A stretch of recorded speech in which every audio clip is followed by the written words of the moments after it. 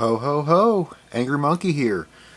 So last year I did a video where we went through this winter of 2002 Nintendo catalog thing, highlighting a lot of the big Nintendo games coming out on the GameCube and the Game Boy Advance during, well, the winter and I guess spring of 2002. So I had this plan of doing this one over the summer, which is the summer of 2003. And then in the winter of 2003, probably around Christmas time, talk about the winter of 2003. So unfortunately, my summer was a little busy. Again, family health issues, and that hour and a half long video of nostalgic Pokemon stuff ate up a good chunk of my summer that I probably would have spent doing this book. But you know what? I say, let's go ahead and do it. Let's just pretend that it's the summer of 2003. And I guess this would be promoting some stuff that would come out later in 2003. So, stuff that is now 20 years old. I mean, maybe some of the stuff coming out in early '04. I'm not quite sure. I don't really know what's in this book. But I mean, it's almost Christmas time. People are getting Christmas lists together for Santa and all that. And let's just go back to 2003 and a kid going through this book and, I don't know, maybe circling what they would like for Christmas in 2003. So, I don't know. I mean, this thing is 20 years old now, and it came free, and I mean, this is what came with my GameCube in the winter of 2003, but we'll worry about that later. I mean, who knows? Maybe I'll come back to this. Maybe I'll make it a two-parter and do this and then do this. But with that out of the way, let's get started. This is a let's read type thing. Just, I don't know, going through this little booklet catalog thing here and just seeing on what life was like for a Nintendo fan in 2003. So I guess I'll zoom out a little bit. Oh, it's already max zoomed out. So, alright. But yeah, we got our table of contents and showing off some screenshots. We have the Game Boy player. No, this is the Game Boy Advance like link cable thing. There are certain games that are compatible with the Game Boy Advance, so you would plug that in for an extra mode. I mean, they're showing off a few here, like Four Swords and apparently All-Star Baseball, probably with like stats and stuff. There you go. Final Fantasy Crystal Chronicles. Now, Kaj, yeah, he explained this, that if we ever were to record this game on the channel, basically we would need 5 TVs and 5 GameCubes with 5 Game Boys and 5 of these cables in order to fully maximize, well, both Four Swords and Crystal Chronicles. So I don't really know how we would ever do that, but I'd love to do that. I think that'd be pretty cool.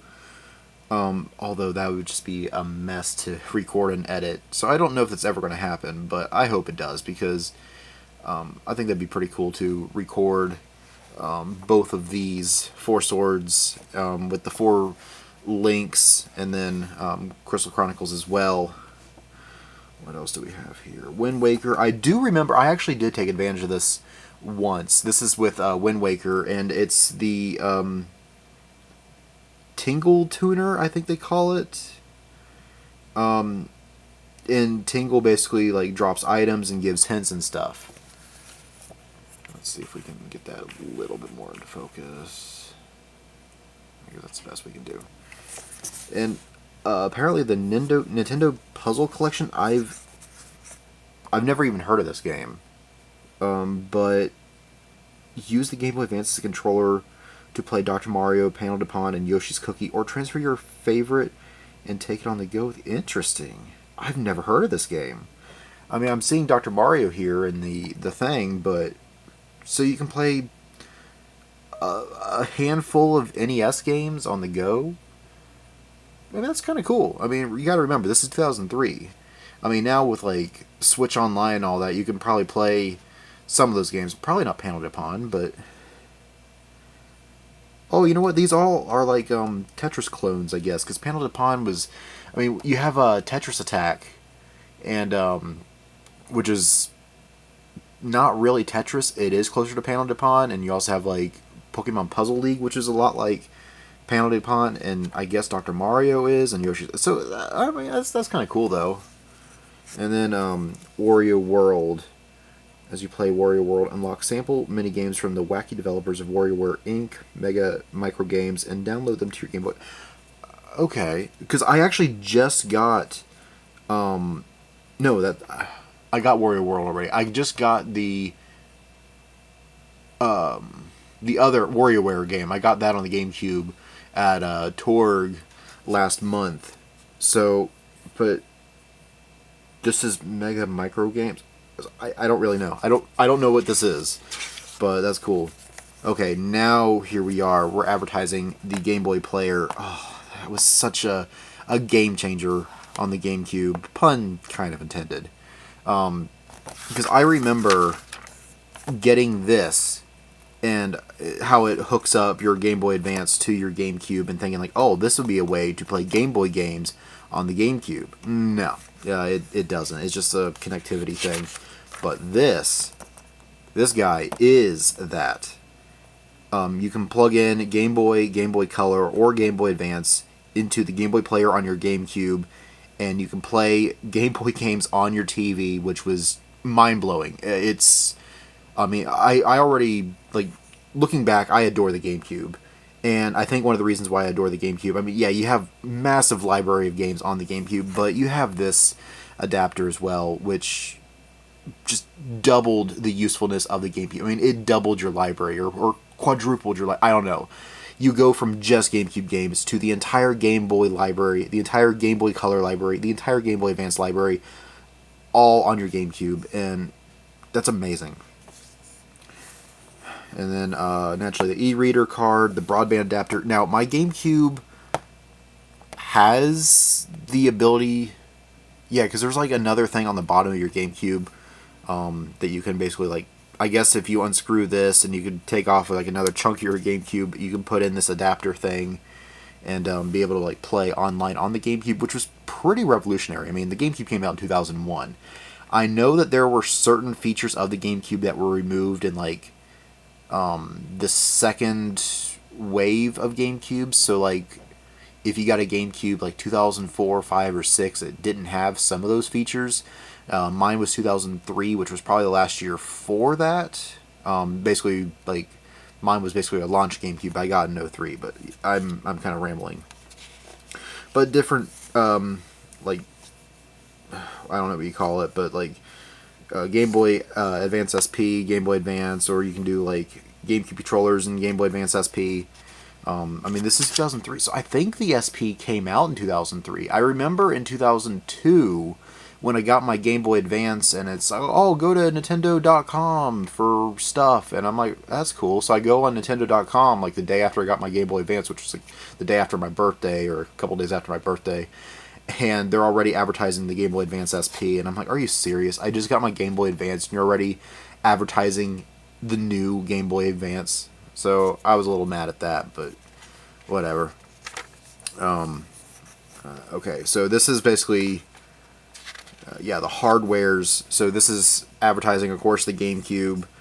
So just pretend if you didn't have a GameCube, you would get this to, I don't know, help promote it, or if you just got your GameCube, help promote accessories and stuff. So this is my GameCube right here, and actually it came with this controller. And here is my Lucky Orange controller, I call it. I just discovered the other day some controller colors that were never released in America. An emerald blue, which was beautiful. I love that color. I might have to pick that up. Now, will that beat my Spice Orange? It might, because I really like that blue. Okay. And then advertising some of the Game Boy Advance colors. Mine is the glacier color, but I remember the indigo being a pretty popular color as well, and it was the exact same color, I believe, as the indigo GameCube, which is kind of fitting, which I guess that's kind of the standard which is kind of weird they're showing the Platinum here, but the Platinum is pretty cool. I remember my mom joking with me, and when I heard I was getting the Game Boy Advance for my birthday, she's like, she says that I was getting the pink one. And I'm like, why? Why'd you get me a pink one? I don't want a pink one. Not realizing that she was joking. Of course she wasn't going to get me a pink one. Even though this is kind of a purpley color, which is kind of girly, it's cool. It's clear, it's transparent, which I love that whole aesthetic, which it's a very late 90s thing. I mean, I know the Game Boy Advance came out in 2001, but the whole clear aesthetic is a very late 90s thing. I remember seeing the original Game Boy, and they re-released it in different colors later on. I mean, I remember seeing a black one. I remember seeing a clear one, a lot like the Glacier here, but just clear. You have the Atomic Purple Game Boy Color. You have the Atomic Purple 64 controller, and then the Fantastic series of 64, where you have like the orange and the ice blue or glacier blue, whatever you call it, and like grape, which was not purple, it was actually like a dark blue. The jungle green, and I remember seeing all those. And oh, that's cool. I love all that. I remember those clear phones, and I thought that was the coolest thing. Just something about clear and seeing like the gears and the motherboard, like I don't know, the circuit boards and all that stuff. That was just a cool thing, and it's just a very late 90s thing that you just don't see anymore, and it's one of the coolest things ever in my opinion. I'm rambling on about, we're on page 8, and yeah, I've been on this for like 10 minutes and I'm on page 8. Anyway, then of course the Game Boy Advance SP. I remember being super hyped for the SP. I remember thinking like, oh man, this is like the perfect thing for car rides. Because I mean, yeah, the original Game Boy and the Game Boy Color and even the Game Boy Advance, the screen is just okay. But once you get like a nasty glare on your screen, then especially at night, you're either going to have to turn on the light and your dad's going to yell at you, turn that light off, because, I don't know, that's just a thing that you're not allowed to have the lights on in the car. Or you need a flashlight, or you need the worm light. I remember I did have some special light for my Game Boy Advance that like clips on and like folds up, and it like there's a floodlight, and it worked. It was nice, but this thing, that eliminated all that. Press that button there and turn the light on or off. And then 2005 they released another series, because I got the, what do they call it, the AGS-001, which is basically the original version. Now my SP is a limited edition where this is silver and this is black,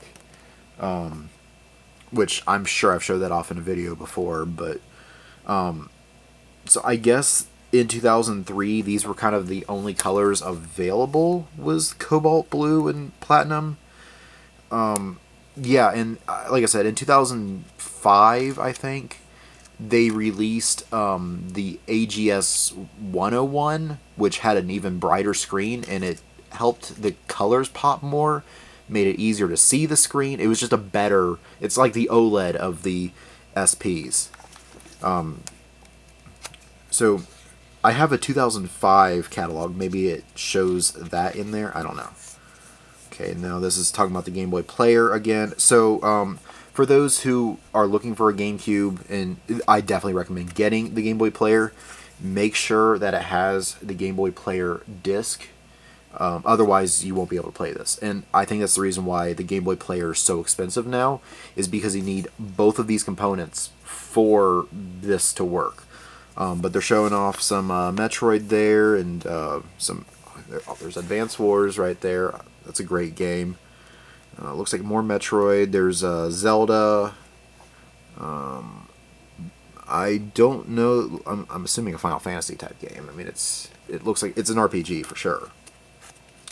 And then the e-reader, which was another unique thing. I had friends with e-readers, but I never had e-readers. But I remember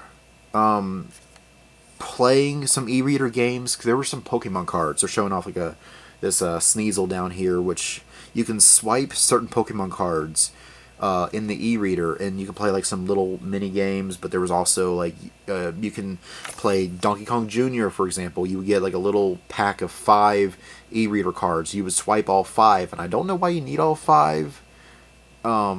But you swipe all 5 of your e-reader cards, and you can play Donkey Kong Jr.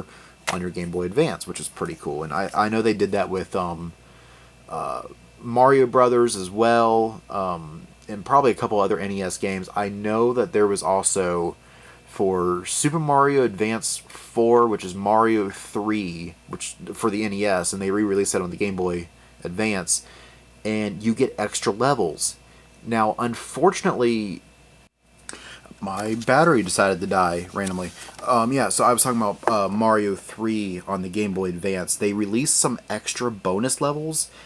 I know somewhere out there is a version of that game that has those extra levels, but I don't remember which version of the game has that. Maybe it's the Switch Online might have that, or no, it was the 3DS. I think if you downloaded Mario 3 on the 3DS, like the Game Boy Advance version, the extra levels were on there. I think it's a little bit harder to get a hold of those if you don't have an e-reader, so it's kind of lost media, but not really. But that's really cool that you can play some extra bonus levels for Mario 3.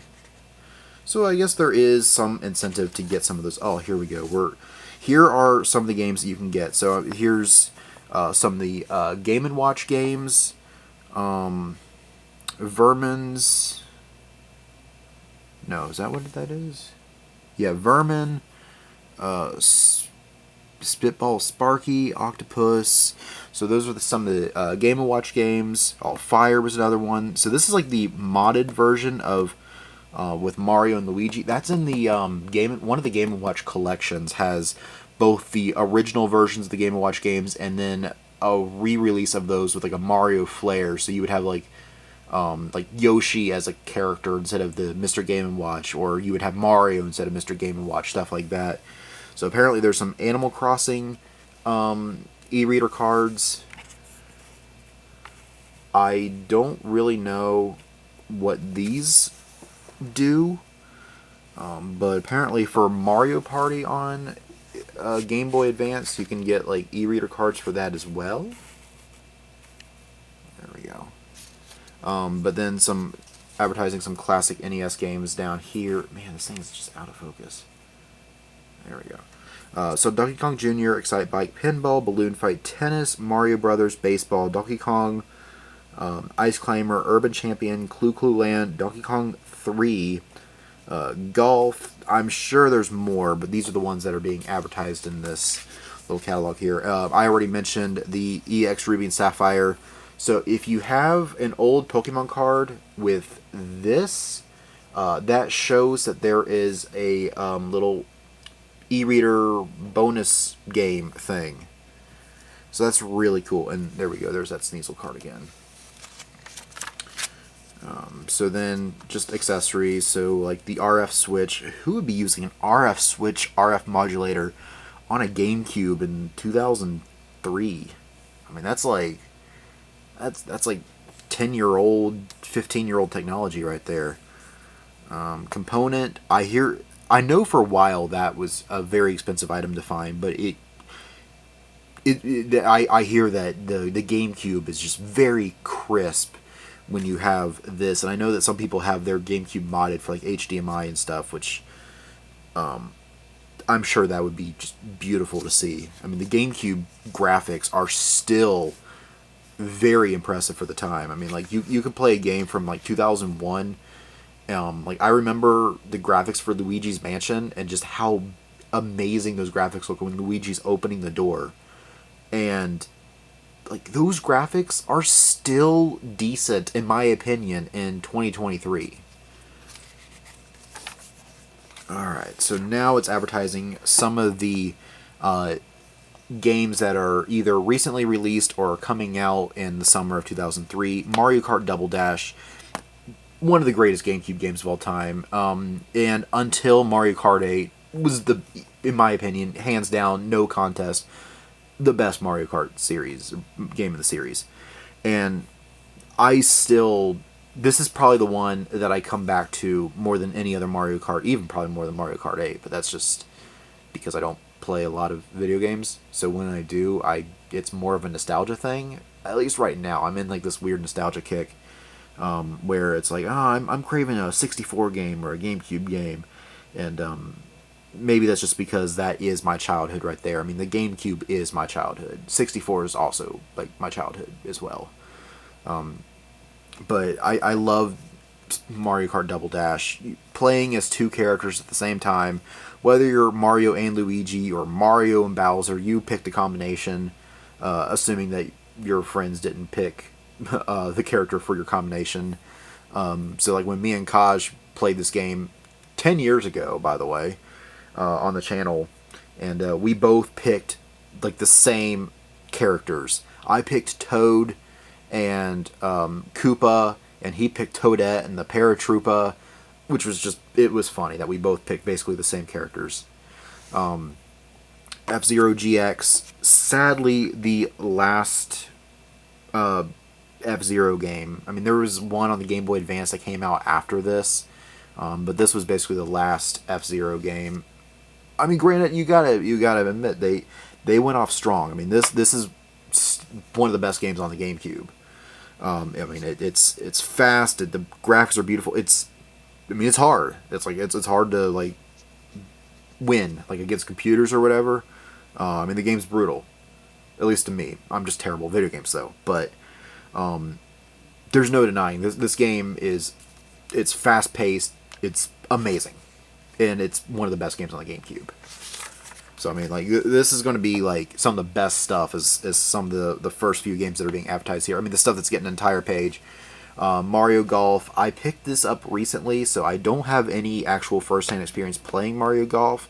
I'm not a big golf fan, but I mean, it's Mario Golf, so I mean, like, this is back when the Mario sports games had like a that's when they were fun, I guess. There was a charm to Mario Kart Toadstool Tour. I mean, the 64 version was good. I hear this one probably being the best in the series, and then when you get to like the Wii U and Switch era on the Mario sports games, a lot of them just aren't good, which is unfortunate. Although I hear that Switch version added some more things to make it good, but that was like DLC stuff that came out like a year after the game when most people lost interest. So who knows? If I play it and get that DLC, I might enjoy it a little bit more because I would have the DLC like available from the start and not have to wait a year to get it. 1080 Avalanche. So I know that the GameCube had their special snowboarding game, and I know the PS2 had their own version of a snowboarding game, and I think the Xbox did too. I played the demo of this, and like that was oh man, the demos in stores back in the day were great, and I miss that that's a thing because they allow you to experience certain games that you wouldn't normally play. Like, I don't care at all about sports games, but I played this game and it was so much fun. Like, I mean, the demo, and we actually played an episode on the channel, by the way. We just don't have anything unlocked, so I need to go in and probably unlock some stuff, and then maybe we'll come back to that game with more things unlocked. And before you assume that, oh, well, that just gives you an advantage. Well, yeah, I need an advantage. Otherwise, I'll get destroyed by Citrus and Kajinama. So, yeah, I think it's fair. Sorry, Phoenix. But one of us has to be last, and it'll still probably be me, so don't worry. Pikmin 2. So, I've not played Pikmin 2, but I played Pikmin 1, and I think I played the demo of one of the Pikmin games back in the day. And, I mean, Pikmin 2. Pikmin is such a fun game. I remember the first one was stupid hard, though. because I mean you have like that weird time limit thing, and so if you fail to get a ship part in 30 days, and I think you're allowed like 25 parts minimum to survive, so that gives you like 5 days grace. But the game was still hard if you don't get basically a part a day. Now, I think they removed some of that. Kaj says that Pikmin 2 is a lot easier than Pikmin 1. I hope that's true. I want to play these. I'm just terrible at video games, like I keep saying.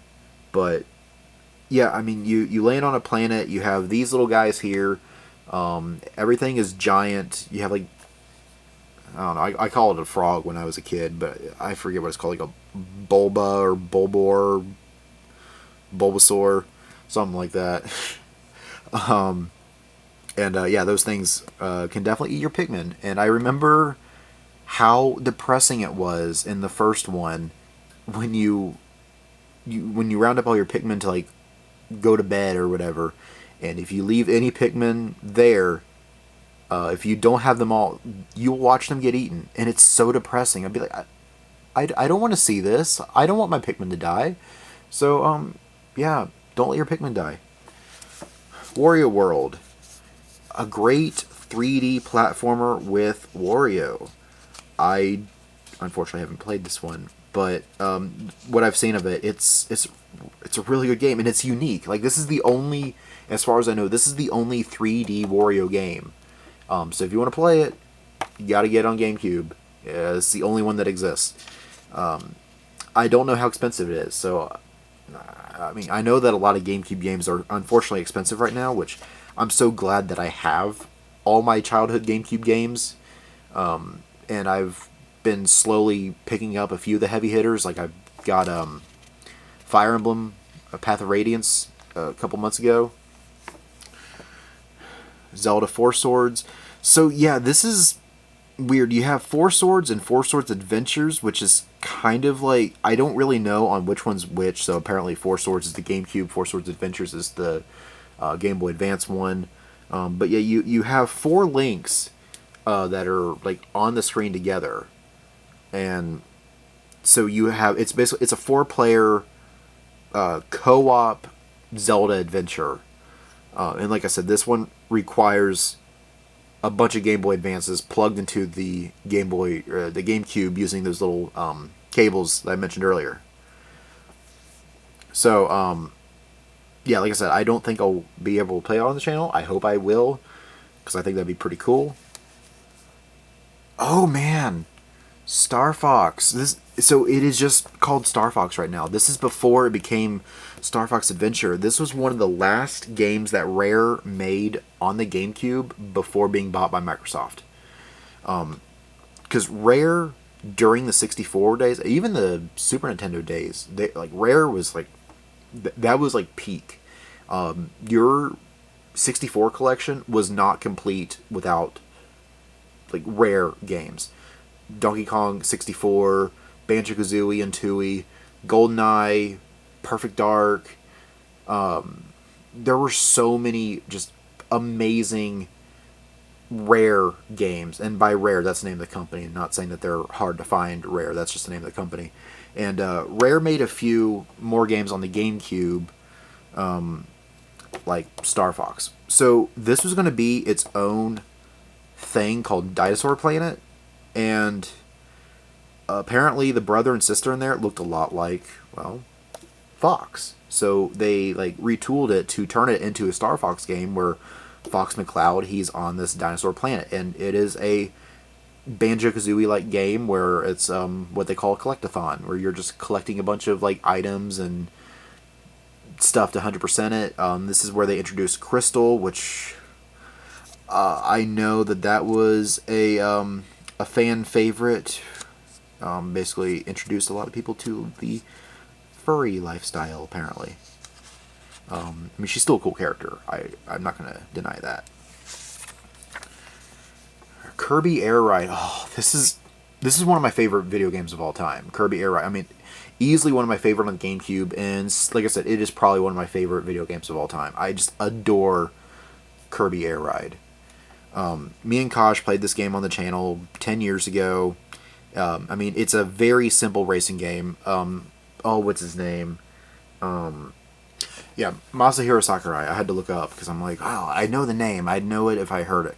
Masahiro Sakurai, the guy that basically built or directed Smash Brothers 64 and Melee, was the director of Kirby Air Ride, and he basically wanted to make a Kirby version of like he wanted to do for the racing genre with Kirby like what he did with the fighting genre with Smash, where you have an easy to pick up, easy to play, but difficult to master at the same time racing game, kind of like how that is with Smash Brothers. Like eliminate all the annoying combinations and stuff in Smash Brothers to create an easy to pick up, easy to learn, but yet there's still a lot of mechanics for the hardcore gamers, just like this. I mean, it's a very easy, like you press A to brake, and you let go of A to go, and then you just use the analog stick to go right or left or whatever. So it's a very simple game to pick up and learn.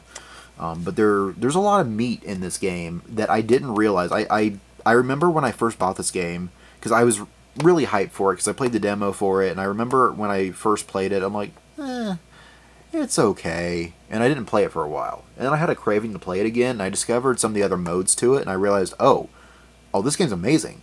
The city trial mode. I mean, you have just the standard races, which the standard races are fine, but the city trial, that is where this game shines. When I play this game, I just go into city trial, and I play that game for hours in city trial, where you're flying around the city and you're getting power-ups and swap out your vehicles for like this thing, which is one of my favorite vehicles in the game, because I mean it's got some power to it, it's a good flyer, it's got some good speed, it's just an overall pretty decent vehicle.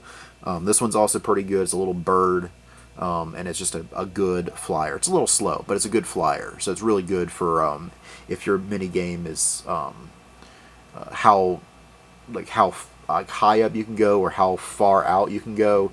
The bird and the bat, I call that the bat. I don't remember their actual like names, but like I said, this game is just very good. Like I said, one of my favorites on the GameCube.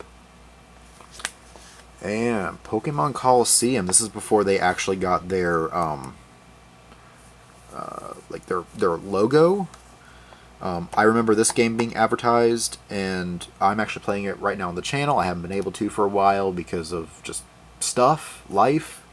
And I remember when I first played this game, I'm like, this game's just, it felt different, but it still had a lot of charm to it, and I remember I enjoyed it, but it's a game that when you play it now, you appreciate it more than you did back in the day. I mean, this game is, I mean, the graphics are beautiful, even still, like a lot of GameCube games, like I said earlier. The graphics are great.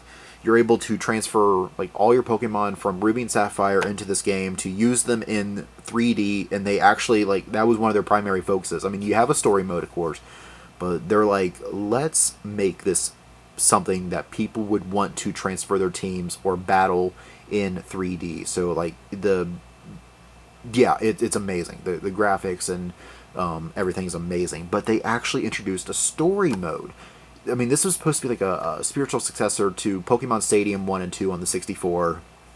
And in a way it kind of is, but this is way better. This is just a way better experience where, like I said, you have a story mode, and it's like, it's edgy. It's a little edgy for a Pokemon game, because it wasn't made by Game Freak like most Pokemon games are. Like, you play as an ex-villain who's trying to basically like right the wrongs of his past in this desert world where you capture shadow Pokemon from other trainers. You steal shadow Pokemon to rescue them. Like, this game in the sequel is the only game in the series that would do that. But unfortunately, those are the only Pokemon you really get in the game, aside from your starters and a useless Plusle, for the most part. So it's hard because you don't have a lot of options, and a lot of Pokemon you get aren't really that good. Like Skiploom, like who cares? It's a Skiploom. But it was nice as a way to bring in Pokemon from Gen 2 that weren't available in Gen 3 because of that loss of compatibility between Gen 2 and Gen 3. So I was going to point out, like, why is Rogue Squadron being advertised here? Because this game was a launch title on the GameCube, and then I realized that it is Rogue Squadron 3, which I didn't even know existed. Rogue Squadron 2 was a launch title for the GameCube, and the first one was either a launch... No, it wasn't a launch title on the 64, but it was... I remember that one was on the 64, and then this was a launch title on the GameCube. So now there's a third one. I had no idea there was a third one, but it came out 20 years ago, apparently. But I remember Rogue Squadron 2 was pretty fun. I mean, it's Star Wars, and it's mostly a vehicle shooter type game. But I remember that was pretty fun, the little bit that I played. I already went over Crystal Chronicles. I'm going to start having to fly through this because we're on page... Okay, we're on 34, but you can see we have a lot to go. Metal Gear Solid Twin Snakes. This is the reason why basically Snake is allowed to be in Smash Brothers. I mean, you got this, and you have Snake, Metal Gear, and Snake's Revenge on the NES, but like this is Snake the way that we know him is because of Twin Snakes. So this was pretty cool. This was kind of a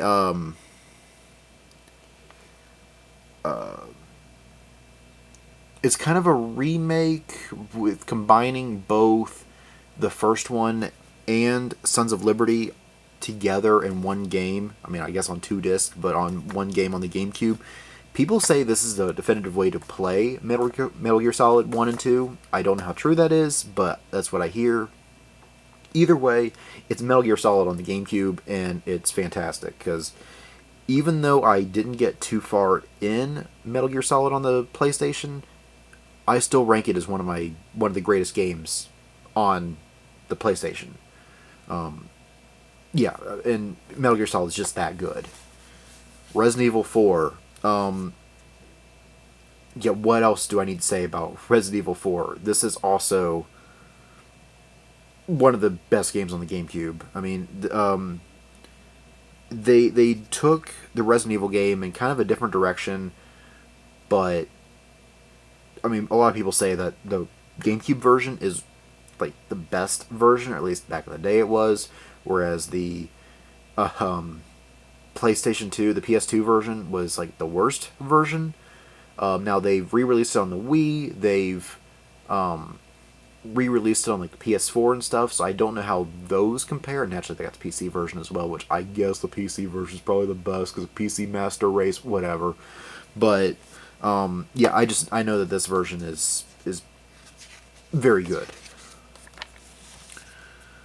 Sonic Adventure Director's Cut. So Sonic Adventure I have on the Dreamcast, but it is so weird because I'm sure people in 2003 are weirded out with, wait, Sonic on a Nintendo game, a Nintendo console, like that's weird, because I mean, those who were, well, I guess a teenager in 2003 probably remember some of the stuff of the Bit Wars of the 90s, obviously, and remember just how like vicious Nintendo and Sega were to each other during this era.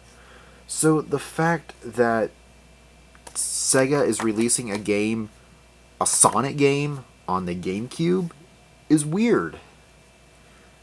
But this game's amazing, so that's fine. I think they added in some extra things. Epic Thrills, an all-new mission mode, and 12 bonus minigames. Okay. So this might be the definitive version, probably, to play Sonic Adventure. But I'm content with having the Dreamcast version. Who knows? If I find this cheap, I'll probably get it. Killer 7. This was another Capcom game. This was one that, for a while, and there were like 3 games that were going to be exclusive to the GameCube. Killer 7 was one, and I think Resident Evil 4 was going to. Yeah, because this is back when it was exclusive to the GameCube before, like a year later, it got released on the other consoles as well. Killer 7 was another one. There was a third one. Maybe I'll get a reminder going through this booklet. But this one might have actually stayed exclusive. Two of the 3 went multi-platform, even though they were supposed to be exclusive, but one stayed exclusive to the GameCube. It might have been Killer 7, but I could be wrong on that. But I don't really know much about it. I picked it up earlier this year. In fact, I picked it up loose, so I need to find a case. So, yeah, I'm interested in buying a case and manual for Killer 7. I'm partially joking, but yeah. Beautiful Joe.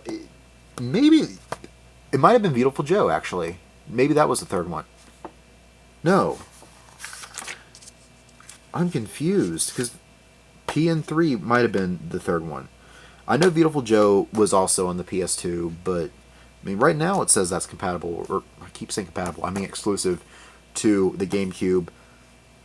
Kind of a weird game, but I really like the art style of it. I mean, it's like a superhero, and you can like freeze time and stuff, and it's cool. It's a really cool game, and I remember a friend played it. I was at his house and I watched him play it, and it was a pretty cool game. PN3, I don't have this one yet, but I've been looking for it. But unfortunately, it's a little on the expensive side. But it looks cool. That's all I can really say about it. Colonial settlement on a distant planet goes out of control after a computer arms management system goes haywire. Yeah, it seems pretty cool. Okay, and so now we're in the non-exclusive stuff, but still, I didn't even know they made a Red Faction game on the GameCube, because I always associate this with PS2. So that's cool. I'm glad that the Nintendo players are able to play Red Faction. I just didn't know that it existed on GameCube. Like I said, I always associate this with PS2. Do I have this game? I'm pretty sure I have this game, but man, I have to get up. I was hoping it was like right next to me. I got my PS2 games next to me. But those are like the beginning of the alphabet, and I gotta get up, so I'm not going to do that. Rayman 3, I don't think I knew about Rayman. Oh, that's interesting. I've never seen Ubisoft. There we go. Spaced out like that. I've always seen it as one word, so that's interesting. Splinter Cell. Oh yeah, Splinter Cell games. They're fun. They're a little oversaturated in my opinion, but they're fun games. So why not? Soul Calibur 2. So this was interesting. It's a fighting game, obviously, with swords. I don't remember who was on each version. All I know is that Soul Calibur 2 each had an exclusive character. Now, I know that they did that with the PS3 and the 360, where the PS3 had Darth Vader and the 360 version had Yoda. But the Soul Calibur 2 did something similar, where each console had their own exclusive character. And, well, the GameCube is always considered the best version because you have Link as a character only in the GameCube version. And because of that, when people play Soul Calibur 2 or want Soul Calibur 2, they want this version because of this guy right here. And it's a great game.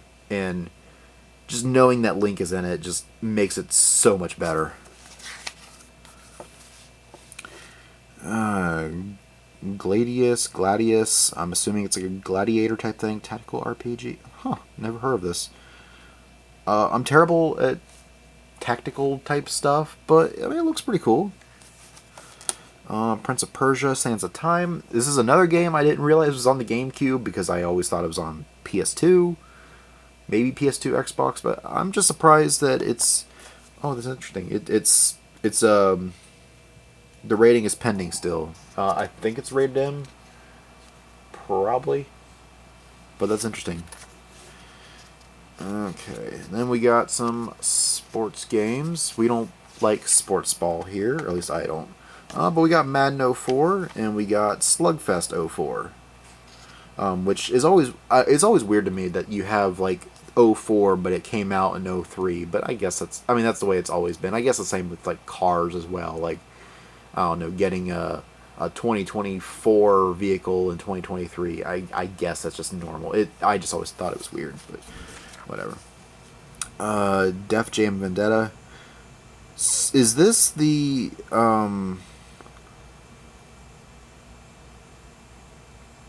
Okay, I'm thinking of a different game. I know there was one with like 50 Cent, but that might just be called like 50 Cent or something. But so this is like a wrestling game. I think it looks like a wrestling type game, but it's like a street wrestling, kind of like how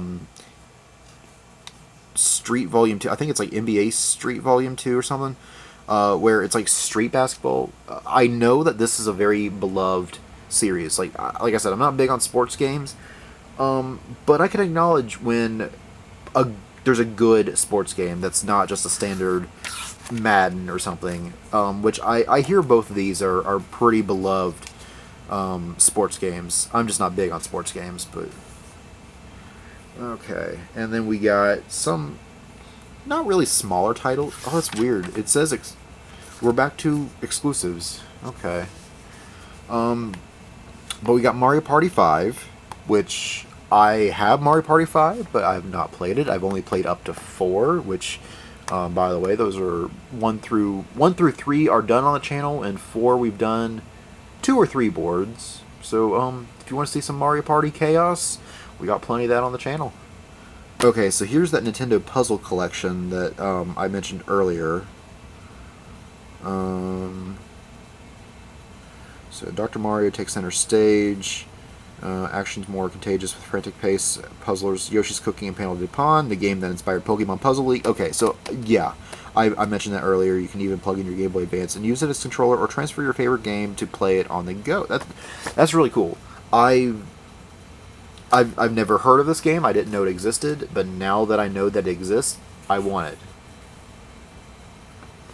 it. Geist. This was actually published by Nintendo. Was this a rated M game? It probably was. But the premise was kind of interesting, where you're a spirit and you have to like possess people, possess machines, stuff like that, in order to like progress. So it's kind of puzzly, but not really. Lost Kingdoms 2. I don't have Lost Kingdoms 2. I just picked up the first one though. I know I have one of the two. So I can't really say anything about it outside of just acknowledging that it exists. Billy Hatcher, that was one that was published by Sega. So this was another Sega game that was released on the GameCube. This is one I've been looking for a while. I know for a couple years, like around 2020, this game was like over $100. Right now it's around like $60. I almost got it when I was at Torg, but for $60 it was kind of beat up. I'm like, if I'm going to get it for $60, I want it to be in decent shape. WrestleMania, I don't really know anything about WrestleMania, but I played one of the Wrestle games on PS2. I guess that was a WWE game though, not WrestleMania, but it was fun. 007 Everything or Nothing, which don't I have that one? Yeah, I got that on original Xbox. Yeah, it's fun. It's not. It's similar to GoldenEye, with the first-person shooter, stealth action genre, whatever. but it's fun. I've only played like the first level or two when I bought it from Kajinama, like 2015 or whatever. But it was pretty fun. Harry Potter Quidditch. I know one of the Harry Potter games is absolute trash. I don't know if it was this one or one of the others. I don't really know much about it though. Wolverine's Revenge. Unfortunately, a lot of these I don't really know much about, so I'm gonna skip through some of these, just kind of acknowledge them. Ninja Turtles looks like a 3D beat 'em up kind of game. Looks like it might be all right. Yeah, roam the streets of New York City, scour underground sewers, and fight your way across rooftops on a collision course with Shredder and his vile pack of foot ninjas. Okay, yeah, that sounds like it might be a decent game, actually. I'm not really the biggest Turtle fan, but like I keep saying, if it's a good game, it's a good game. And this one might be decent, actually. Celebrity Deathmatch. I remember this. I know it was on one of the pre-YouTube sites. I don't think it was Newgrounds, but I don't remember what website had these, but they were like claymation fights with celebrities, like Mr. T and Marilyn Manson, a bunch of those like that, or like they fight to the death. Whatever. Looney Tunes Back in Action. It's a movie-based game. I remember the movie. I thought the movie was okay. Like, I remember being hyped for Looney Tunes Back in Action because I was a big fan of Space Jam, the original Space Jam from 1995. But so I was hyped when the movie came out, and I'm like, it's okay. So when you have an okay movie, and you have a game based off of an okay movie, it's probably not good. But who knows? I could be wrong. Burnout. Yeah, Burnout 2 Point of Impact. I've not played this Burnout, but Burnout games are always fun. Yeah, I'm definitely intrigued by that one. Drome Racers. Is this like a Mad Max game or something? As Max Axel. Choose from 18 sleek Lego street carts. This Lego game? I've never heard of this one. Sounds fun though. I'll have to get that one. Spy Hunter 2. I think I got this on PS2. Crash Nitro Kart. Wasn't that originally on original PlayStation? No, that was Crash Team Racing. So Crash Nitro Kart. I've got that. I think I do have that one. Also on original Xbox. Okay, so I do have that one. Okay, Hobbit. Obviously, it's based off like the Hobbit series, Lord of the Rings prequels. I don't know anything about it. I don't know if it's good or not. Since I don't really know anything about it, I'm assuming it's not that good. SpongeBob. This is Revenge of the Flying Dutchman before it got its name. I remember playing this on Game Boy Advance, and I didn't really enjoy it all that much. But that's just because I was still expecting it to be some adventure-ish type game, and it was just a side-scroller platformer type game. And I remember when I got Battle for Bikini Bottom, I was disappointed in the same way. However, I think that one, yeah, obviously I know that one is the one that people think of when they think of a 3D SpongeBob game, is Battle for Bikini Bottom. So yeah, apparently Revenge of the Flying Dutchman wasn't as good, but it was okay. I mean, THQ back during this era made some pretty fun kids games, Nintendo, Nickelodeon type games during this era. So it's probably all right, but obviously a lot of people would say Battle for Bikini Bottom is like, that is the SpongeBob game. Medal of Honor Rising Sun. I played a little bit of the first Medal of Honor, and when I have some time to play video games, I'm playing through that one, which I have on original PlayStation, and then I'll play through some of the other Medal of Honor games. But controls are weird in that game. Who knows? Maybe by the time that GameCube and PS2 and Xbox rolls around, maybe the controls are better. All I know is that on the original PlayStation, the controls are just a little weird. Like, not bad. They just take some getting used to compared to modern first-person shooter games. Enter Matrix. I don't know anything about this game. I watched Gamer's Attic show talk about this because he got this in his Loved Again Media box. He got it for the GameCube, and apparently he already had it on original Xbox, or vice versa, I can't remember. But he says this game is very good. I'm kind of surprised by that. I know a lot of movie-based games just aren't that good, but who knows? Maybe this is one of them that is. Alright, we got some sports games here. We got NHL Hits Pro, and then NBA Live 2004, NCAA Football 2004, and All-Star Baseball 2004.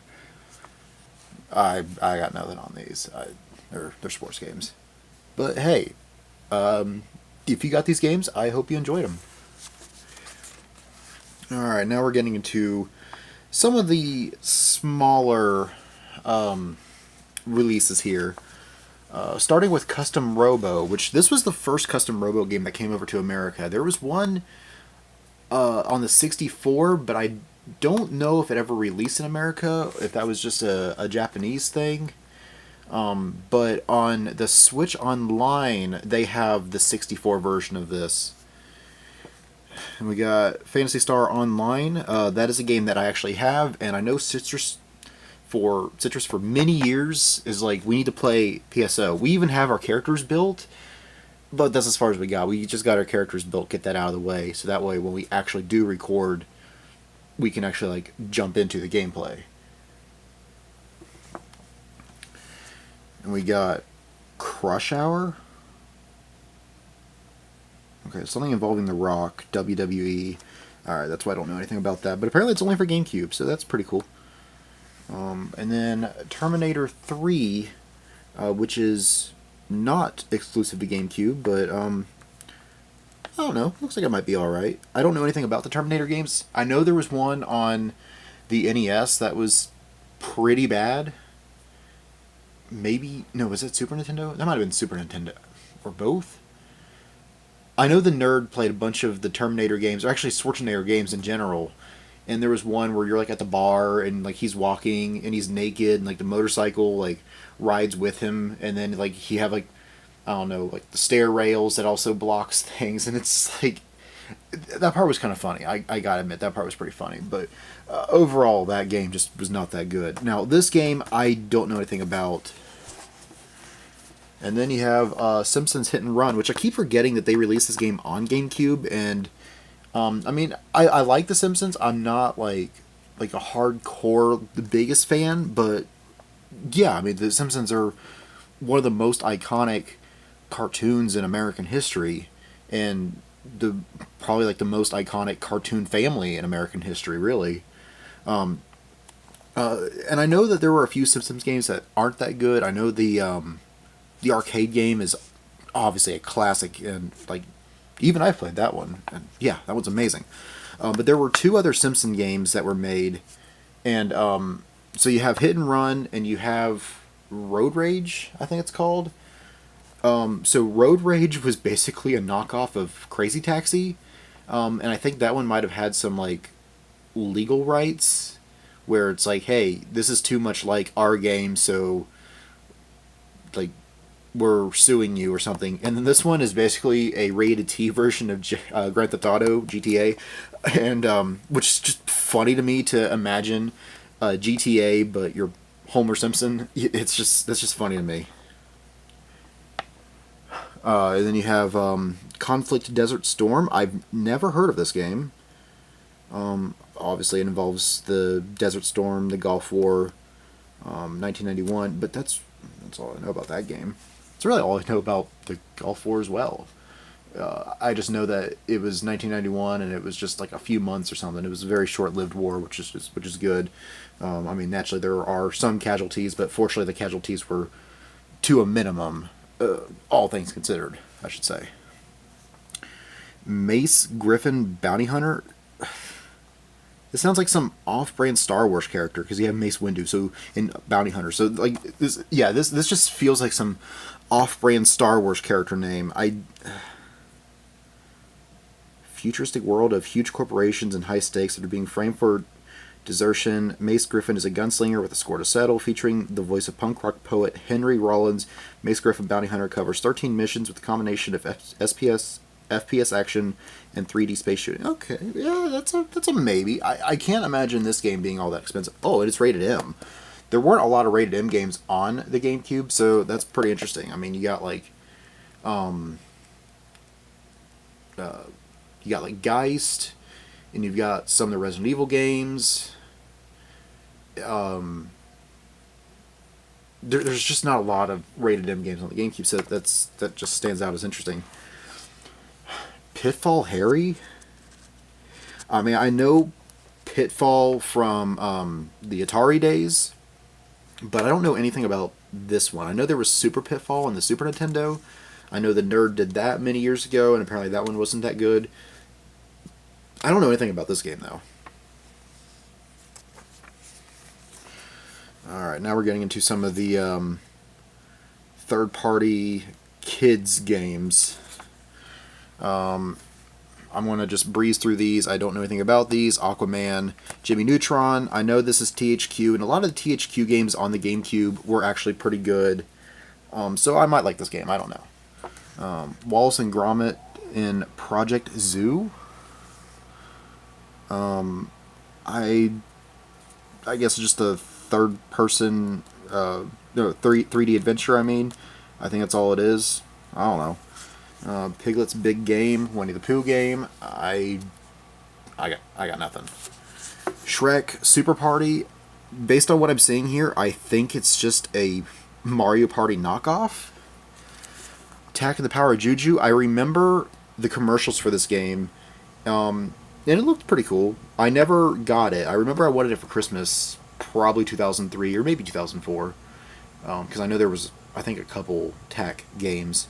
And I didn't get it, and then I kind of forgot about it until, I guess, just now. But they did have this is weird, because this was a Nickelodeon-owned property, but Nickelodeon themselves didn't do anything with it until, like, 2007 when they made a cartoon on Nickelodeon.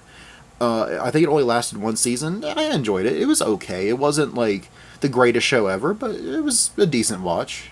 But any show that has Patrick Warburton as a major character is going to be good, because it's Patrick Warburton. Anyway, Finding Nemo, Backyard Baseball. I remember these games. And there was also like backyard basketball and baseball both. And I mean it's mostly just kids games and like made up kids, but they have a couple like actual celebrities. Yeah, so this one actually has kid versions of Alex Rodriguez, Barry Bonds, Sammy Sosa, Mike Piazza, Pedro Martinez, Ichiro, Jim Thome, I guess, and more. So yeah, this one has kid versions. That's what it is. It's kid versions of real people, but only like a handful, I guess. But it only had like a couple years, like 2002, 2003, or 2003, 2004, something like that. It was a short-lived series, but I remember that from back in the day. Okay, Harvest Moon, A Wonderful Life. I have a Harvest Moon game on the Japanese GameCube. I don't know if it's that one or not, but I just don't know much about the Harvest Moon games. I just know that they're very beloved games on like Nintendo consoles and stuff. Farm Simulator, basically. Yeah. Rogue Ops, I guess it's another first-person shooter, kind of like, I don't know, maybe like a 007 or maybe like a off-brand Call of Duty. I'm not really sure. It says stealth-based, so I'm going to assume that it's like a 007 type game. Army Men, Sarge's War. There were a lot of Army Men games on the PlayStation and 64 and PS2, so I'm kind of surprised there's one that's exclusive to GameCube. So I'll have to look specifically for this GameCube version. Ikaruga, I've heard of this. I don't know anything about it, but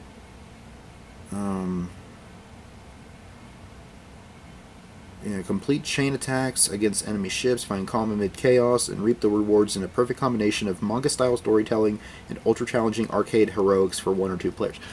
That sounds pretty cool.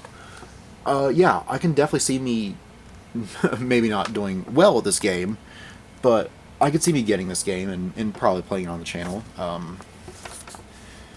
Ultimate Muscle Legends versus New Generation. I don't know what that is. City Racer. It's an Ubisoft game, or I said Ubisoft. Ubisoft game. Fastest street cars in the world. Audi, Mitsubishi Lancer, Ford Mustang, and more. Okay, so it's like it's just a standard racing game, like a Gran Turismo, I guess, or maybe like a Burnout or something. I don't really know, but yeah, maybe this is like. I mean, I know that I said before that Mario Kart, it was like Nintendo's Gran Turismo kind of thing, but who knows? Maybe the City Racer game was supposed to be kind of like that too. Because I mean, yeah, it's a third party, it's Ubisoft, but it's only for GameCube, so that's kind of interesting. Mega Man Network Transmission. I didn't know this game existed. I know there were a lot of Mega Man Network type games. I know a lot of those on Game Boy Advance. Those are Battle Network, but I wonder if it's part of the same series or whatever. I don't know anything about this one though. Go-Go Hyper Grind, I also don't know anything about, except for the fact that this is like a $600 game now because, well, it's an Atlas game. A lot of Atlas games are just stupid expensive now, unfortunately. But this is just a very hard to find game. I didn't even know this game existed. Like, I grew up on the GameCube, and I didn't know this game existed until, like, last year or something.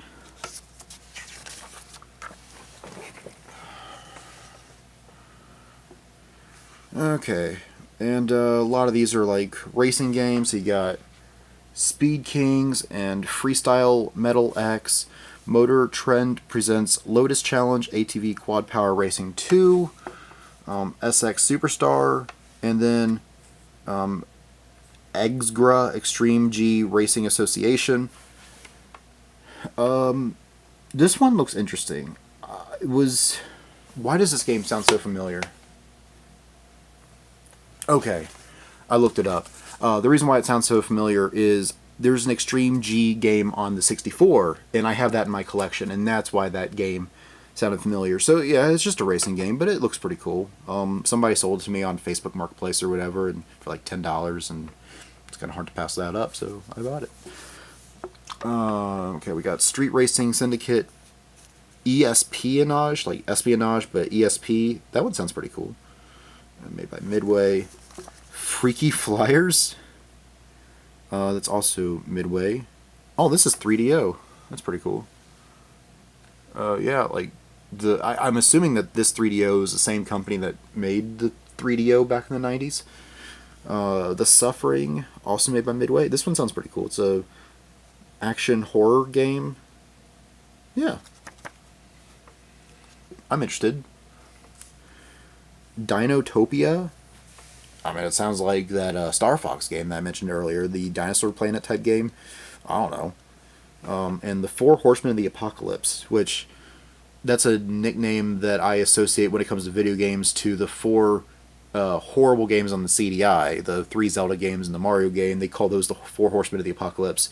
But this game apparently is called that, and I don't know what that means. I don't know anything about this game. I never heard of it. Okay, we got Superman Shadow of Apocalypse. I don't know why it's spelled that way. I'm sure it's a like a pun on something, but I don't know what. Top Angler, Real Bass Fishing, NFL Blitz Pro, Metal Arms Glitch. I know there's... Why does Metal Arms sound familiar? And no, I'm not thinking of Arms on Switch, I don't think. Whatever. Evolution Snowboarding, Frogger's Adventures, The Rescue. I know I have a Frogger game on PlayStation, but this is probably not it because it's PlayStation versus GameCube, so like a whole new generation, probably like 5 years later or so. I don't know. Yeah, I don't know. Zanzara, The Hidden Portal. Never heard of that one. You have, what would that be? That would be 8, Ubisoft game. It's interesting. Like it's cell shaded like a comic book. That's pretty cool.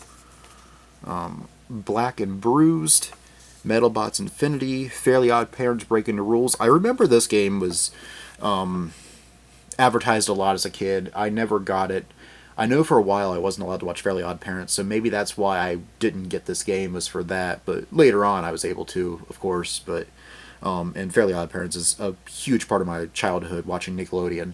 So I probably would get this game at some point just for nostalgia. Then the last one on this page is Sphinx and the Shadow of Set. Sounds pretty cool. Something about a mummy. Okay, so that is the end of the GameCube section. So we're halfway through. This is a long video. I'll try not to spend as much time on the Game Boy Advance section, but of course we're starting off with two heavy hitters, must-haves for your Game Boy Advance collection. And I say that, and I actually don't have Advance Wars 2. So Advance Wars started on the Game Boy Advance. You got Advance Wars, and then this one, Black Hole Rising, was the second one. And then there were two on the DS, which is Dual Strike and Days of Ruin. And I have all four except this one. Although this game was recently re-released on Switch. So if you get the Advance Wars 1 and 2 Reboot Camp, it's basically Advance Wars 1 and 2 on one cartridge on the Switch. So you can still enjoy this game for a modern audience. And that's cheaper than buying the two cartridges separately, although I still plan on getting the original Game Boy Advance cartridge for Advance Wars 2. Great game. I mean, I love the Advance Wars games. I'm just terrible at strategy games, so I didn't get that far. But it's a great game. Super Mario 3, also known as Super Mario Advance 4. I mentioned this earlier with the e-reader cards. But yeah, this is basically a remake, I guess, of Mario 3. I think the graphics here, yeah, these are, I'm pretty sure these are taken from the Mario All-Stars on the Super Nintendo, and they released that version on the Game Boy Advance. But it is still basically the first way to play this game portably, which is pretty cool. Alright, and speaking of strategy games, because we just had Advance Wars there, we got Fire Emblem on Game Boy Advance. I don't know anything about the Fire Emblem games. I mean, I recognize her from Smash Brothers. Is that Roy? That looks like Roy, but it might not be. And if it's not, then I'm stupid. Whatever. But yeah, that's a series that I'd love to get into. I just haven't yet because, again, terrible strategy games. And then Mario and Luigi. This is before they had the Superstar Saga, I think they call it. Yeah, this is basically a Mario RPG game on the Game Boy Advance featuring Mario and Luigi, and like they team up together. Like I remember, one would hop on the other one's shoulders, like what you see there, and like Luigi would do like this spin attack where his arms are out. It's like a little helicopter, and you can do that to get across platforms and stuff, or hop on your shoulders to reach a higher platform like here and stuff. I remember playing the demos back in the day, and it was a lot of fun. I unfortunately didn't pick it up until years later, and well, when that happens, you just don't get around to playing it. But it's a really good game. It's a great game on the Game Boy Advance. Sword of Mana, I do have this game, I think, but in Japanese. So I can't tell you anything about it, but I'm assuming it's part of the Legend of Mana series. And then you have WarioWare Inc. So it's basically WarioWare on the Game Boy Advance. Like always, you get the little micro games there, and those are always a lot of fun. Alright, what do we got next? We got Final Fantasy Tactics Advance. So is this its own game separate from Final Fantasy Tactics? No, I'm thinking of Crystal Chronicles that was on GameCube. So yeah, is this the world of Final Fantasy returns to Nintendo console? So was this like the first? Did this come out before Crystal Chronicles, or maybe this is like the first true Final Fantasy game or something? I'm not really sure. All I know is that Final Fantasy became a PlayStation thing for. I mean, I guess it still kind of is, but like it was only on PlayStation for the longest time. I mean, on the original PlayStation, it was only PlayStation for 7, 8, and 9 because the 64 took so long to develop that Square Enix, I guess, were they still SquareSoft back then? They might have been SquareSoft back then, but they're like, well, we want to make a game, and your console's not ready yet, and PlayStation is easier to work with, so we're gonna just make our games on PlayStation. Sorry, guys, at Nintendo. So that's kind of what happened. So it is kind of nice to see some Final Fantasy games come back to Nintendo for the first time in a long time. We got Castlevania Area of Sorrow. I hear this is one of the best games on the Game Boy Advance. I don't know anything about this particular game, but I just hear great things about it. So, yeah, this is definitely one that I'd love to get at some point. I hear it's very good. Yeah. Now, these kind of intrigue me. 007 Nightfire and Splinter Cell, which, well, I guess Splinter Cell is kind of more side-scroller, but this is an actual first-person shooter on the Game Boy Advance. I'm intrigued just for that. Now, the weird thing here is it's EA? Wait, no, that is EA. I was thinking of Rare for some reason. Yeah, EA also made the GameCube and all those ports of Nightfire as well. But this looks like an actual, somewhat decent port of a console game on the Game Boy Advance. I mean, like the fact that it's still a first-person shooter versus something like this, because this would have been a first-person shooter as well. And you have segments that are kind of like that, I guess. But overall, it looks like a side-scroller type game. Onimusha Tactics. I have an Onimusha game on PS2. I don't know anything about the Game Boy Advance version, but it looks like an alright strategy game. Dragon Ball Z Legacy of Goku 2. So, I mean, I think it's an RPG for Dragon Ball Z. No surprise, because there were a lot of RPGs of Dragon Ball Z, or I guess the original Dragon Ball as well, back on the Super Famicom and original Famicom. Stuff that never ported over to America. I guess because Dragon Ball Z wasn't a thing in America yet, because I think Dragon Ball Z hit America in '96, where it was basically done in Japan. Now, if it was already done in Japan, I don't know why they kept getting up to the Frieza saga and then starting over, and then maybe that has something to do with the licensing for the Ocean dub versus the Funimation dub, because Funimation only got to a certain point in the Namek saga before starting over, whereas Funimation basically took over from where Ocean left off and then redubbed the first couple seasons of Dragon Ball Z. Anyway, so this goes up to Cell, it looks like, which is pretty cool. So I wonder if the first one only goes up to Frieza, maybe the second one is Cell, maybe if there's a third one be about Boo, I don't know, but that makes sense to me. Sonic 2 Advance, this is a new, Sonic the Hedgehog returns with an all-new adventure on the Game Boy Advance, so, this isn't like a reboot or a remake of Sonic 2, this is a whole new game in the classic Sonic style. I don't have this. I want it. And then Sonic Pinball Party. I have Sonic Spinball on... Was that a Game Gear game? I think it was a Game Gear game. And I have that. I don't have this one. So these are a couple Sonic games that I need to get. Oh! Oh, interesting. You have the... yeah, the Knights from... Nights in the Dreams? Is that what it's called? There's also like a Christmas...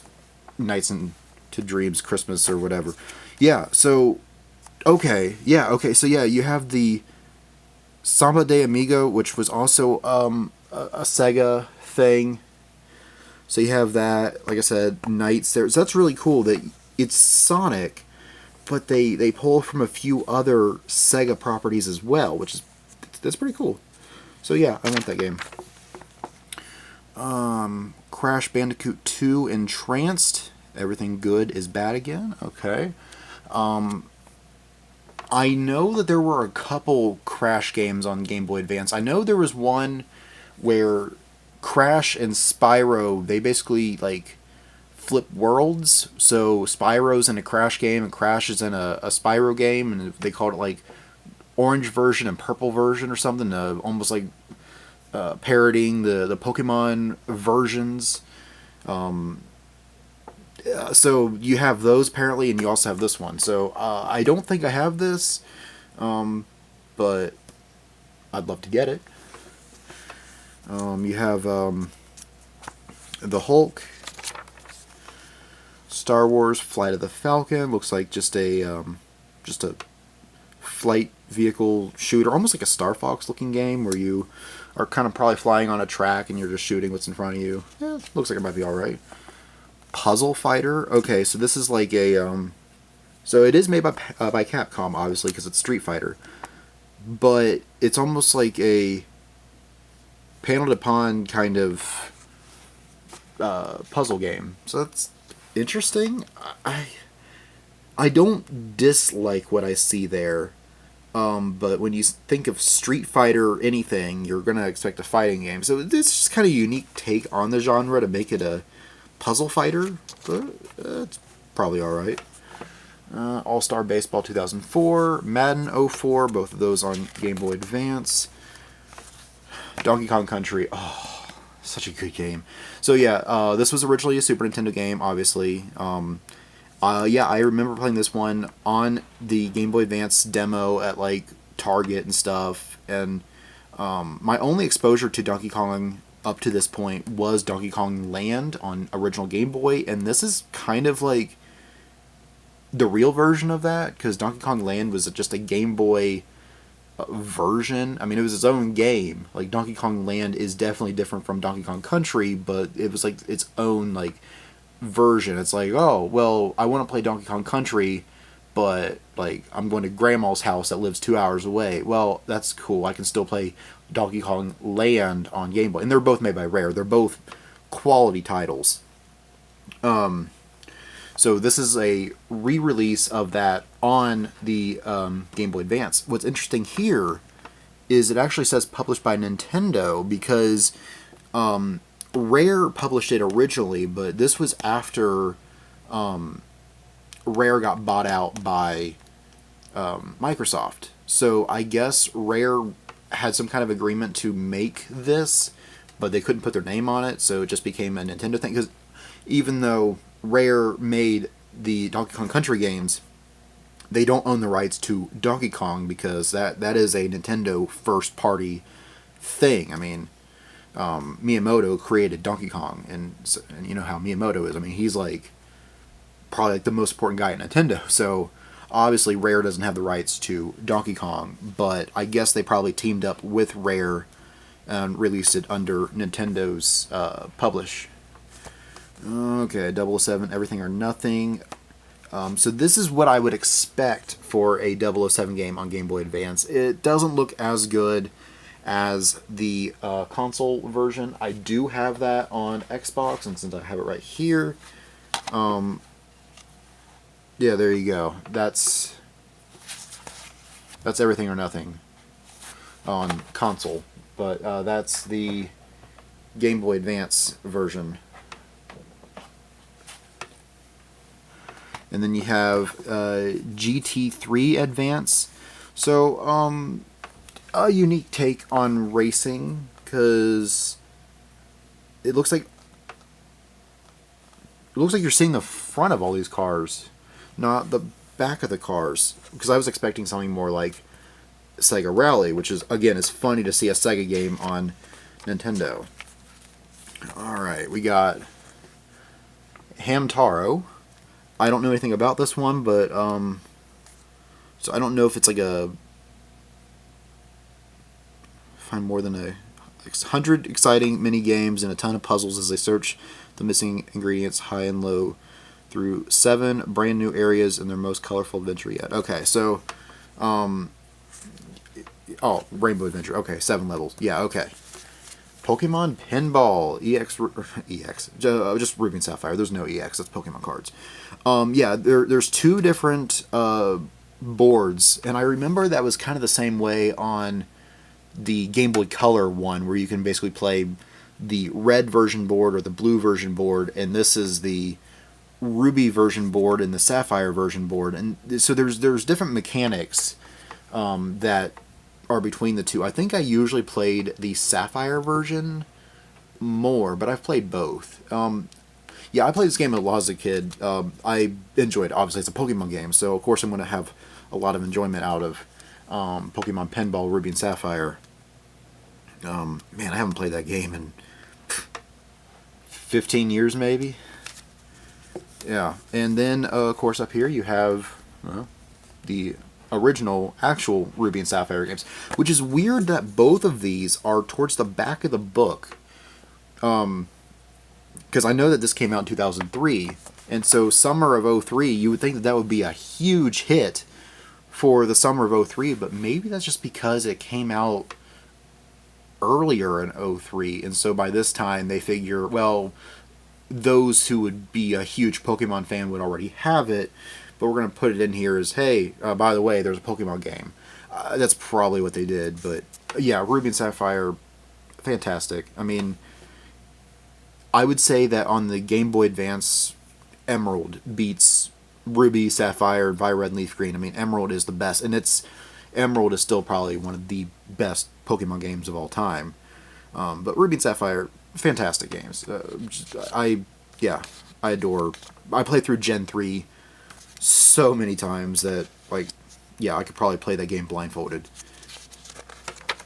Alright, what else we got? We got Lord of the Rings, Return of the King on Game Boy Advance. Looks like a possible strategy game or something, I don't know. And then Wolverine's Revenge. And then a Yu-Gi-Oh! What is that? Worldwide Edition. So yeah, it's basically just the Duel Monster game on Game Boy Advance, which is pretty cool. I didn't grow up on Yu-Gi-Oh, but I appreciate that this exists for those who want to play the Yu-Gi-Oh card game but can't afford the cards or whatever. They can still get an enjoyment out of playing the card game. And then Ninja Turtles looks like a beat 'em up, maybe. I don't know. Mortal Kombat on Game Boy Advance, and this is rated M. One of the few rated M games probably on the Game Boy Advance. I can't imagine this version is very good because on the Game Boy Advance, yeah, you have the 2 shoulder buttons, but you have A and B, and then I guess start and select, which start would be pause, so select might do something, but you really only have A and B in the shoulder buttons, which I guess that might be all you need, but I just can't imagine that's a good version. I know they made a Mortal Kombat and Street Fighter on the original Game Boy, and those were horrible versions of those games. I kind of want to get them just because it's weird and different, but yeah, I hear those are horrible games. Mega Man Base, and then more Mega Man games with Battle Network White and Battle Network Blue, which I remember these coming out, and I remember thinking these were also like parodies of Pokemon Duel versions. Spyro, Attack the Rhinox? Is that what it's called?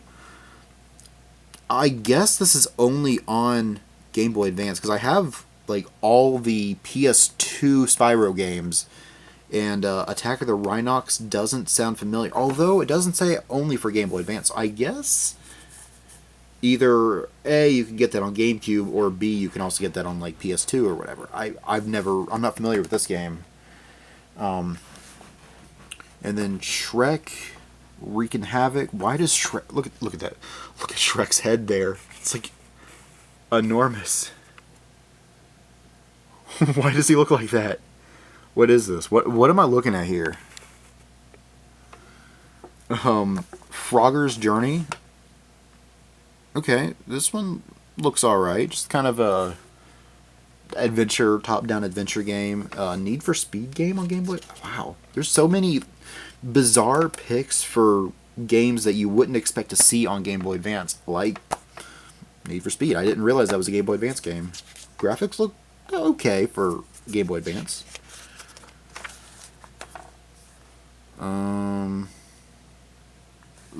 Lufia? Is that what it's called? I've never heard of that game, but it looks like an RPG. Wizardry, The Summoning. I've never heard of that one either. There's a Justice League game. There's a Finding Nemo game. That's probably not a good game. I mean, great movie, but probably not a good game. Great. There's a Crazy Taxi. There's a Crazy Taxi game on Game Boy Advance. I didn't know that either. Made by THQ instead of Sega. I wonder, did THQ make the original? No, that had to be a Sega game. I'm intrigued by this one, and the graphics on it actually look somewhat decent. There's a Samurai Jack game as well. I like the graphics on that. It kind of almost reminds me of the show, sort of. I don't know if the game's good though, but sure. High Heat, Minor League Baseball 2004, Fairly Odd Parents Breaking the Rules. This reminds me a lot of the Nicktoons Unite game that I played on the channel, because obviously the GameCube port would be a 3D platformer, and this is a side-scrolling platform, which is basically the same as Nicktoons Unite, and obviously they're all made by THQ, so that makes sense. Okay. We got a Rocket Power game. I loved the show when I was a kid. I don't think this game's going to be that good. Harvest Moon on Game Boy Advance. Jet Grind Radio, which I think that might have been another Sega licensed game made by THQ. That's interesting. I know the console version was pretty popular. I don't know anything about this version. I don't think this version really did that well. And then Disney Princesses. We got Stuntman, Top Gear Rally, Corvette Zero to Gone, Rock and Roll Racing, Lego Drome Racers. That one sounds alright. And Simpsons Road Rage. Yeah, I mentioned that earlier, with Road Rage basically being the Crazy Taxi knockoff made by THQ. Game Boy Advance version. I've seen gameplay of it, and the Game Boy Advance version, it's weird.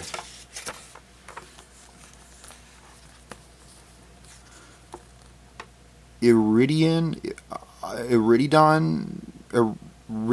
or something. I don't know. I've never heard of that game. It sounds interesting.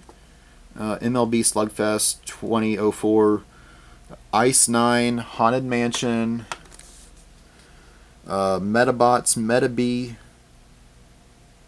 That one might be alright. It kind of reminds me right now of that robot game on Super Nintendo. Kosh played it recently. I forget what it's called though. But there's a couple of those. Metabee and Rokusho. You have Ultimate Muscle, Ninja 5-0, Wings, Demi-Kids, Batman Rise of Senzu, and Boktai.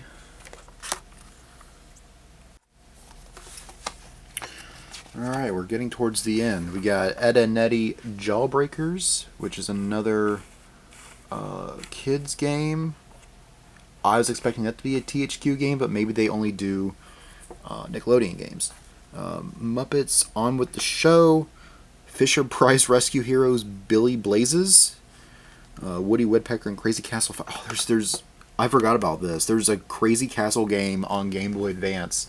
Like, that was a series that started on the original NES, and with like 1 and 2, and then there's a couple on original Game Boy, and here we are with Crazy Castle 5. Yeah, watch the AVGN. He goes on and on about Crazy Castle. Barbie Horse Adventures, Blue Ribbon Race, Space Channel 5, Ulala's Cosmic Attack. Almost sounds like they look like a Power Ranger type thing. Anyway, and this woman playing Game Boy Advance SP, and then oh, this is cool. I like this. Yeah, just showing off different Game Boy Advance games. So I mean, yeah, you got Donkey Kong Country. There was that 007 game, Sonic, Mario and Luigi. There's Pokemon there. I mean, a lot of these are the same screenshots that we saw throughout the book. And there we go. There's the back. Yeah, this was really fun to go through this and just kind of I mean, every time I go through something like this, I always discover a game I didn't know existed. I'm like, oh, that game exists. I gotta get that, which is always fun. But it's just always fun to like have nostalgia and be like, oh man, I remember when that game was brand new, and just showing my age here, I guess. So what about you guys? What was your favorite thing that you saw in this book? And maybe this gave you some ideas for your Christmas list, because Christmas is around the corner. And I'm going to give you guys a gift, kinda, with another video, with another one of these, where we're going to go through this one, which is the winner of 2003. This one won't be as long as this one, because I think a lot of the games are going to be similar between these two. So I'll be like, oh yeah, that's cool, and I'll be like, oh, here are my thoughts on that. Check out this one, something like that. But I guess for now, that's all I really have to say on this one. So if you haven't yet, don't forget to subscribe, so that way you know when this one comes out. Have a couple unboxing videos coming up soon, as soon as I get them, of course. And naturally, I'll show off my pickups, because I got a couple stories with some of my pickups. And, well, I want to share those with you. But you need to subscribe, so that way you know when it's coming. Also, don't forget that I have an Instagram as well, where I forget to post things until I make a video like this. But I have an Instagram that you can follow me on there. I have a Facebook page where I post these videos, and maybe, hopefully, at some point, I can interact with you guys a little bit more on the Facebook page. Until then, well, we got YouTube, of course, and we also have the Discord page where we talk about video games and Pokemon and anime, and we post memes, and it's a good time. So if you like the sound of my voice and you think I sound like a cool person to talk to a little bit more about video games and stuff, yeah, join the Discord and join my little community of nerds where we have fun, hang out, nerd out, talk about video games and anime and Pokemon and stuff like that. And yeah, thank you for watching. Hope you enjoy the rest of your day. And well, I was going to say Merry Christmas, but I got a few more videos coming up before Christmas time. But sure, why not? Goodbye.